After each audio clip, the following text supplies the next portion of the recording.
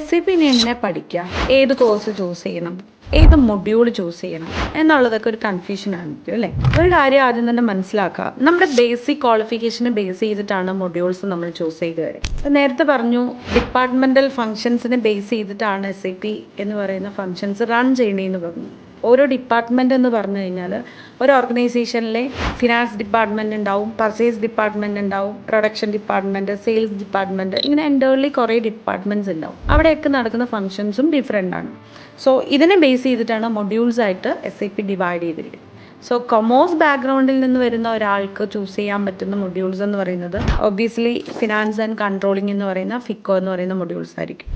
ഇനി logistic, BTech, MTech അങ്ങനെയൊക്കെ കഴിഞ്ഞിട്ടുള്ള ബാക്ക്ഗ്രൗണ്ടിൽ നിന്ന് വരുന്ന ഒരാളാണെന്നുണ്ടെങ്കിൽ നിങ്ങൾക്ക് ചൂസ് ചെയ്യാൻ പറ്റുന്ന ഒരു മൊഡ്യൂൾ എന്ന് പറയുന്നത് മെറ്റീരിയൽ മാനേജ്മെൻറ്റ് അല്ലെങ്കിൽ സെയിൽസ് ആൻഡ് ഡിസ്ട്രിബ്യൂഷൻ, അങ്ങനെയൊക്കെ യൂസ് ചെയ്യാൻ പറ്റും.